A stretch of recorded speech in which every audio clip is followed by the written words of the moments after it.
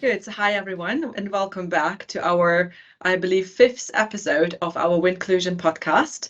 Today, we have again a very exciting guest with us. And before we start, a quick introduction for people who might join us for the first time. So I'm Victoria, and I work for Siemens Gamesa as a head of HR for the UK and Ireland.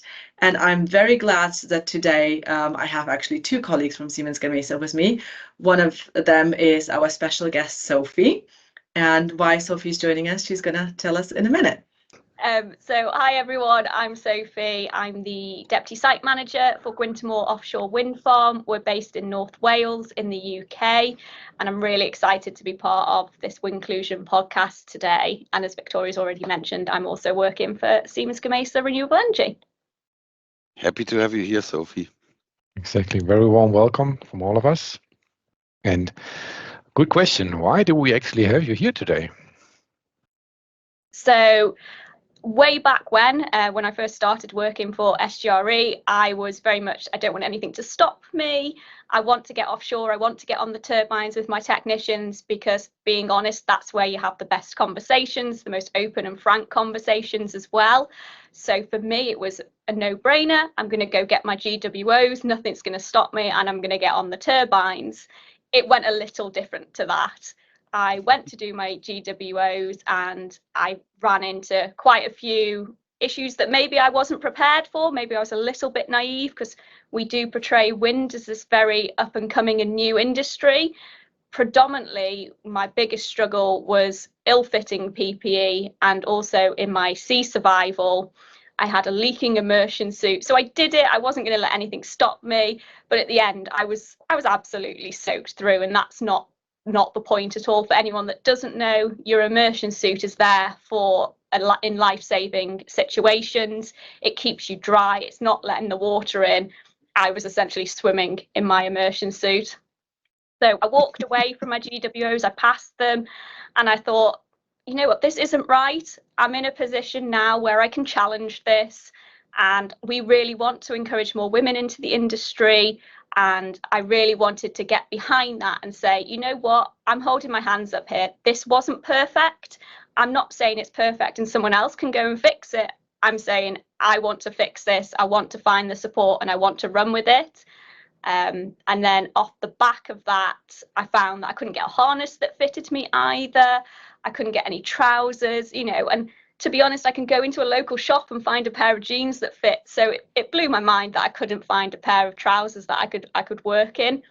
So I said, yeah, we need to, take action here. And I set up a working group within SGRE to tackle these challenges. And I'm happy to take questions on sort of where it went from then. Yeah, and it's shocking because I think, as you mentioned, you were doing it in a training environment where, of course, people are there to somehow provide support immediately if something goes wrong. But in a normal scenario, if this emergency would have appeared offshore, obviously none of this immediate help would have been there. So the safety conditions would have been completely different. So it's really great to hear that we have colleagues like you who are actually challenging the status quo.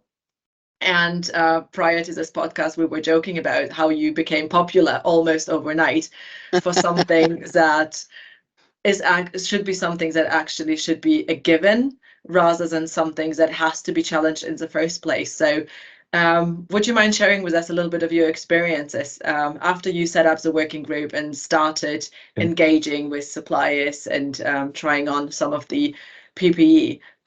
What were like your main no-brainers?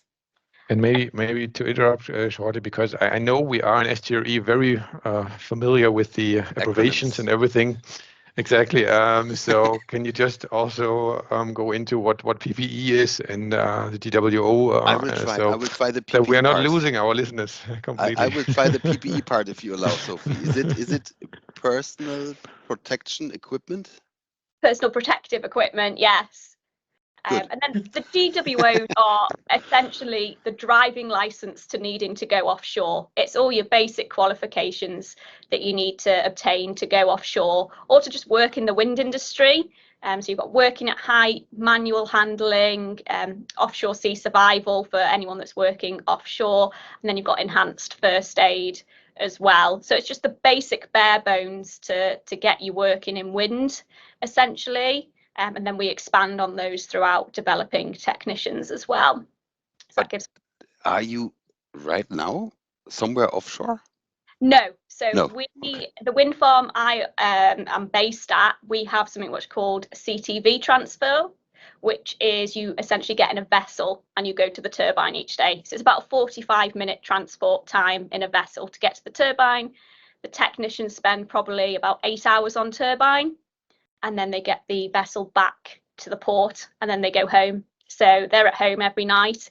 We're a little bit different here that we are tidal. So we do sail at a different time every single day, which has its challenges. Okay.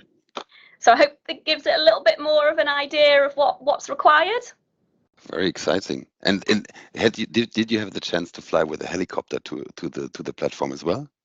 So we don't have the helicopter here. So you need a different type of training for that, which is your Hewitt training. So I don't have that, but some sites do have the option to try and go by helicopter when the weather allows, which is less than you would imagine. But I needed to ask the question because originally I'm coming from aerospace, so right now in wind, so that is combining the perfect two worlds, right? If it's a helicopter flying to a wind turbine. Makes it more relatable. Yeah. So remind me again what the question was, Victoria? I feel like we went off topic. Slightly, but it's perfectly fine. Again, this should be more a conversation rather than anything else. So maybe if you could share with us like a few no-brainers that you had during your time while you were working as part of the work stream trying on all the PPE, and maybe everything that happened to you ever since you started the project. Definitely. I think first and foremost, I was amazed at the amount of support that I had, because I was very much aware that I couldn't do this alone. I needed the support. I needed the support of my manager, the senior leadership team, procurement. It wasn't going to be a one-woman band to fix this. There needed to be a small army. And I was really, for me, one of the biggest no-brainers was, yes, we need to change what we're offering in SGRE, but I really wanted to share it as well across the industry. I felt like this wasn't an us and them situation. I felt like women in wind or any gender should just be encouraged and safe to start with. So that was, for me, was definitely a no-brainer.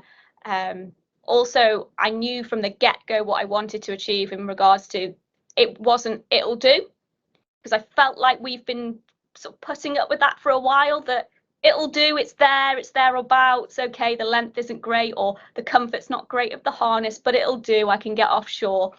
And I think ultimately down the line, that's when accidents happen, and that is the harsh reality of it. So for me, I wanted it to be as perfect as it possibly could be, that I knew we couldn't do any more. That was it. That was a good harness. That was a good immersion suit. And I knew I'd face the fights with that, because I think suppliers, ultimately, these lines, female PPE, female harnesses, there isn't the buy-in compared to males. There's no way to sugarcoat that. There are more males in the industry. So it was trying to say, no, we're striving for the future here. I know it might not be fixed overnight for me, but my apprentices that I'm bringing through, I want them to be able to get a harness straight away, get an immersion suit straight away, and be able to go offshore. So that, I think, was a definite no-brainer. For one of the first things we really wanted to start on was the harness, and I did think that would potentially be the easiest thing to achieve. That was not the case at all. But you know, you've got to strive, you've got to start somewhere, and we do have a gender inclusive harness now, which has been supplied to the business, has been shared across businesses as well, which is fantastic. And actually it's lightweight, it's comfortable as well, that a lot of our male technicians have said, you know what, we prefer this harness. And I think that's really important, because a lot of my technicians have raised their hands and gone, we're not actually comfortable in this either. Can you help us out? And I'm like, yeah, this isn't me saying, okay, it's only females I'm going to help. It's everybody I want to help here with this PPE challenge. The sizing in PPE is definitely a challenge. They come in your standard extra small, medium, large, and they are, they're unisex.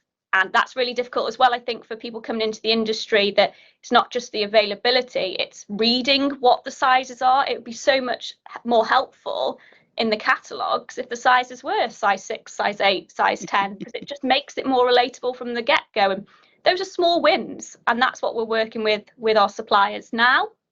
We've progressed already since my GWO experience, that now, because we're working so closely with procurement, we are getting suppliers to sort of say, yes, we can supply 2 of the smallest sizes immersion suits, 2 of the largest sizes immersion suits. Then it's not just a one size fits all. They're committing to inclusivity, which is fantastic to see. I'm so excited to hear what you just said, because I always try to relate something in my life with what people tell me. And here, my parents have been working in the fashion business, right? So that I think they started for you with a tailor-made kind of PPE, right? That's which comes with a premium for sure. And then second thing, what you said is about you not getting kind of the size or whatever it required. I'm a left-hander. And that for me, even in composites, meant in the past when I was student apprentice, I wanted to cut some carbon fibers, glass fiber fabrics at the time, and I couldn't, because they were all for right-handers, right? So I was asking, hey, could we get me a left-hander scissors, which I can use for doing that? And the answer was no, they don't have anything like that in the program. And finally, we ended up in a tailor-made scissors for me to be able to cut fabrics, which you would think normally, hey, today it's quite common that left-handers are accepted. I'm not required. Yes, I'm not required to use the fork and the knife the same way right-handers do. So everybody accepts it so far. But it was kind of astonishing that there was no available product which I could buy. But what you just said, it was because the market is not big, right? If you think about left-handers, total left-handers in Germany is below 5%, probably 2.5. I don't know exactly. So sure, there's a 95% bigger market than this. Definitely. I would actually also like to hear what maybe you faced in the first discussions with the suppliers here, because when you say that your male colleagues actually say that the equipment is not fitting, then I'm wondering a bit like, how was the original design of these things, and was a human person even considered, or was it just okay, it has to protect kind of a living bag or something like that? So what did you hear as the first feedbacks? I think it varied from supplier to supplier. I won't mention names because I don't think that's fair, but it did vary from supplier to supplier, and that did depend, I think, on what people wanted from their business with regards to what they wanted to input into the industry. I think a lot, and thankfully a lot, said yes, we see the market for female PPE, we see the market for changing the way we've been operating. We know it's been male focused, we know this, but we're now going to different countries as well, we're going across the globe. Not everyone is a certain height at all, or not everyone is male. So I think it's really important to remember that, and the conversations have been challenging. I have pushed, and I've pushed a lot, because I wanted results maybe quicker than they wanted to give results. And I think 100% you're right in saying that for me, it was specialised. I had to get some specialised trousers made for me. They don't still quite fit perfectly. They're not quite what I want for going offshore, but they're okay. They are okay, and they're better than what they were. But again, that brings me back to my original comment that I just want to look in a PPE catalogue and say, right, I can order a pair of size 6 trousers. They're arc flash rated. We're good to go. That's what I want. That's the end goal. And that's what I keep telling to suppliers, and I'm not really budging on that, and our entire working group isn't really budging on that, because I just think that's what the future looks like. I've got a female apprentice coming through. She's in her year 1 now, and she's already said to me that she struggled in her GWOs, And I thought, that's really sad, but it's also fantastic you felt able to raise that with me, because when I look back and through different industries I've been in, at 21, I don't think I would have raised it. I don't think, 9 years ago, I would have raised the issues I faced. I would have just said, okay, it is what it is. I've chosen to work in a male-dominated industry. I need to fit in as best as I can. But now I'm like, no, it's time to make a change. It's time to have a voice and encourage other people to have a voice. And I think as much as I was shocked by all the sharing from Johan and Christian, it was fantastic to have people reach out to me and sort of say, oh, we've done this. Have you thought about this? Or can you help me in construction? And that networking is just where we need to go as well. Whilst I don't have all the answers, and I'm really open and honest, I don't have all the answers. If I know there's an area that we also need to focus on that we're not thinking of, then great, share it with me, and we can take it into our working group and we can push forward. The only way we're going to improve is if people keep talking. And I think that's what's been great about the corporate articles, the sharing on LinkedIn. I do feel a little bit all over the place and a little bit overwhelmed by it all, but that's the point. It's got to get out there, it's got to be shared, and these are the platforms for it. We're in a social media era, aren't we now? Yeah. What I found very interesting, how you said that actually when you started reaching out to suppliers, their response was that yes, they do know that it's actually not fit for purpose. How was it hearing this? Tough. Really, really tough, because I'm like, well, there's an avenue. If I hadn't reached out, would you progress down that avenue, or would you just say, we will tackle this at some point? Have you asked this question? Until someone shouts loud enough and waves the flag enough, then you're going to address it. Don't get me wrong, some suppliers have already released female PPE. It's just, again, there's room for improvement, and I think that's the key at the moment. It's great that the effort's being put in, and I'm not going to put anyone down, but there's still a lot of improvement because there isn't enough females to trial it, and that's the sad fact as well. Predominantly my role is office-based, so I have the time, but a female offshore technician doesn't have the time to be fighting this. They just want to go to work and be recognised the same as their other colleagues. Mhm. Well, and I think what you said in the beginning also, when it doesn't fit perfectly, then the accidents happen, right? Also, there's a right to be protected in the same way as the other colleagues, right?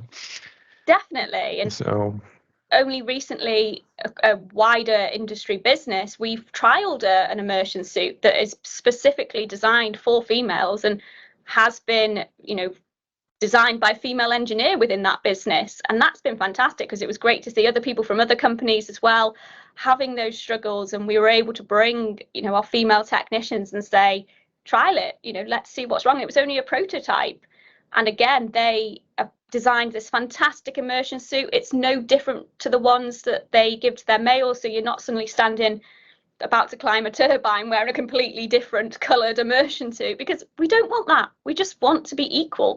That's all it is. And they have took all the feedback on, because I'm quite small. I'm only 5'1", so it was too long in the leg for me. So I was quite open with the feedback, and I said, oh, well, we'll just do a short, regular and tall. And it was so simple, but again, it was like, wow, it's 2024 and we're only just having this conversation. And I guess it's also related to cost, right? For the vendors at least. So what was their feedback on the potential markets also? Because you mentioned it, you're looking at the future, right? Is there any possibilities that they actually can be as adaptable, or do they see it as a longer approach, so that maybe in 10 years we will be at the state where you have all catalogs, or how is that like? That's definitely not happening overnight. It's great with the support of procurement that we can introduce things into contracts. That's fantastic. But I think a lot of suppliers really need to have that bigger, broader range. And I think that comes from having a diverse team themselves to be able to see the bigger picture and see what the future looks like. And already, this year we've got more varied technicians, more diverse pool of technicians than we've ever had before. And that's only going to improve throughout the next 5 to 10 years. This industry isn't going anywhere. So suppliers need to see that. And I think they are, but ultimately they've got targets, they've got things they need to achieve, and we can't say, right, well, actually you need to just produce 5 pairs of trousers and that's it, and they need to cost the same. Cost isn't an issue, but ultimately I get that they have bottom line figures and they've got a target they need to achieve. But ultimately, they need to realise if they do put the effort in, they could be the leading supplier in this market, and then everybody's going to come to them. And for me, that's the bigger picture. If you're going above and beyond already, you're going to be putting yourself out there from the get-go, and people across Wind are going to say, we want to go with you. So it's almost a selling technique as well, which is bizarre because ultimately I just want to go to work safely. But I found that I'm having to use all sorts of techniques to get this across. Yeah, finally, you do the strategic marketing for them, right? Yeah, that's a good one. Typically, it works exactly like that, right? So in that case, what you are telling them is you need to be the first mover, which makes a lot of sense to me. Yeah, and I'm sure it also applies to other industries, not only the wind industry, right? I mean, there's for sure need in other industries for the same requirements here. So. Yeah, and I think this is probably what also the shocking part is, because we're always saying the wind industry is very male dominated, and going offshore, people were going offshore before the wind industry was even there. So there are lots of people from oil and gas who were going on offshore. So this actually already tells us that these challenges have been there for such a long period of time. It's not like we've invented water overnight and a vessel and saying, in order for you to get there, this is something groundbreaking, but it's really because now we're really staying up for diversity, and because now we are basically challenging the status quo and saying, just because it's been a male dominated environment in the past, it doesn't have to be like this going forward. And again, I think shocking to hear is that actually not even male colleagues feel comfortable in a PPE. And again, people have been going offshore for such a long period of time, even before the wind industry boost. So what was actually holding people back? And maybe Sophie, and probably Jens and Anna also to you, what do you think was actually the driving factors that people didn't feel comfortable maybe speaking up, independent of gender or body size? I think from my perspective, it's definitely, it's only recently, let's be honest, we've sort of said it's okay to not be okay, and that doesn't just mean your mental health at the end of the day. That means your physical safety. And I do think people have questioned before, we have this safety reporting, we have this physical safety reporting, but that does come down to your PPE as well, and it's almost changing the mindset of everybody to sort of say, hang on, raise these concerns. We have a PPE committee, we have a site EHS advisor, we have line managers that care and want to make a difference. And like you say, regardless of gender, for example, if your harness isn't fitting properly, or you can't do your strap up, or you don't think it's comfortable, or it's too heavy, these things have to be addressed. And the only way we're going to do that is raising them. But people's mindsets aren't going to change overnight either. It's really having to encourage them. And that's what I really hope I'm doing, is leading by that example, that I'm not being a pain. I'm not saying, oh, I don't want to go offshore, nothing fits. I'm just saying, no, it's not right, and we need to challenge it. And here's my solution as well, because I think that's really important. And that's something I like to do as a line manager is, if you've got an issue, come to me with a solution as well, and we can work together. And I think that's what I'm trying to show. But I do think people have just sort of said, oh, it's fine, I can get up the tower, I can do this. And it's just changing the mindset. And I think that's incredibly hard to do. And I think just to add on that, due to the fact that people think, yeah, I can do that and this, and it works, it's fine. And kind of a second thought might sometimes be, if I raise it now, am I the only one? Is it probably just me because all the others are satisfied enough? Because most probably nobody talked about it ever, right? This is the only issue on it. This is typically a lack of communication.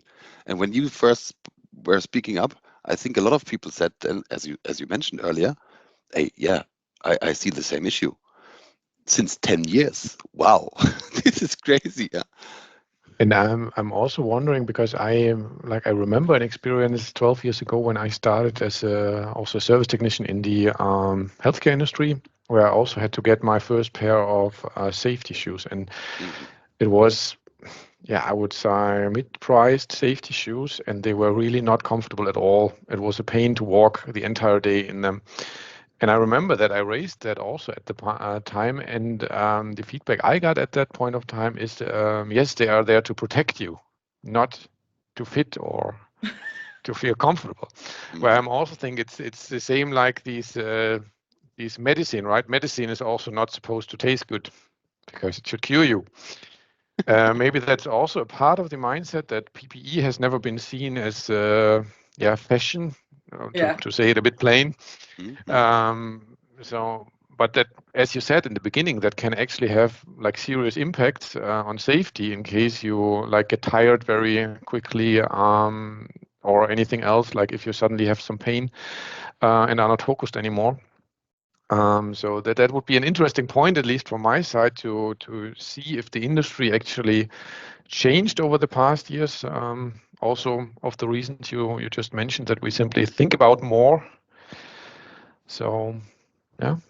Yeah, I think I touched on it before as well when I said, I do reflect and I look at the industries I've worked in, and I've traveled all across the globe, and I definitely know I'm guilty of saying it's fine, it'll do. I didn't want to raise any issues. I didn't want to put my head above the water essentially and say, oh, this is it. And I don't know what's happened in the last 2 years. I really struggle with, speaking in front of people, really struggle saying these things, but I think I've hit that point now where I was like, I need to lead by example, and I need to show that it's not okay, and we will do something about it. And it's really, it's helped my confidence as well. And I do think we're moving in the right direction. I just think there's a little bit further to go. Yeah, and I think you also at some point in your life you realize that if you're not saying it, no one will say it for you. And probably based on all the experience and everything that we've seen, and as shocking as it probably is, if you would have not spoken up, when did you start, like a year or two ago, with the project, then would we actually at this point in time still be in a position where we still don't have anything in the catalog representing our female workforce? So, and then thinking about your apprentice that actually is due to go offshore, would it be there for her? Would she just say, yeah, it's fine, I completed my training, yes, it wasn't comfortable, but nothing happened, so I just continue? So yeah, it's an interesting one to somehow speak about, but of course. I have one more. As I'm and Arne has worked with me on the group for Windclusion students, universities, and schools. I have one question. So I listened very, very carefully, Sophie, and I think I calculated the right way. You said you were 21. 9 years back means you're 30 today. First of all, correct? Yeah, that's correct. Good. So just a question. I'm just asking that and making a bit of fun.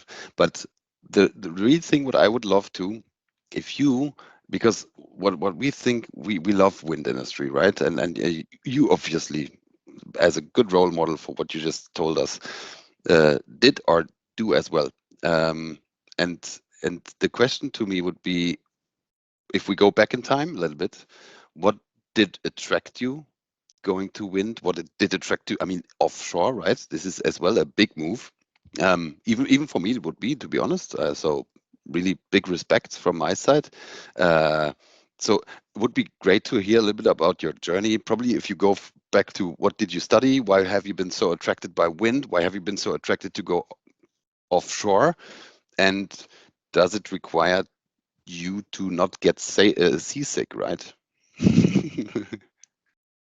Yeah, I mean, not getting seasick does help, but there's definitely, you can definitely go to the pharmacy and get some seasickness tablets. I think we're all a bit guilty of getting seasick from time to time.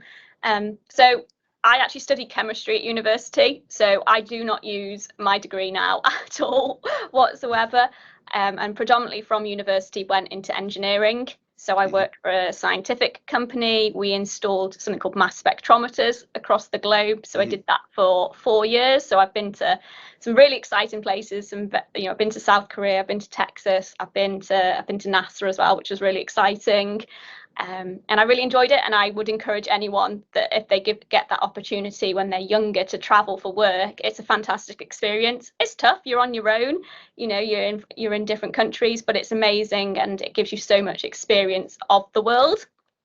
But I always knew that I wanted to be a people manager. I thought that was where my skill sets lie. But I also knew at one point I was like, I'm done with traveling. I need to take a break. 4 years is a long time. I want to just see what else the working industry has to offer. So I sort of stayed within science, moved a bit to robotics, did some drone work, did just sort of tried to find my feet essentially, but nothing was quite ticking all the boxes.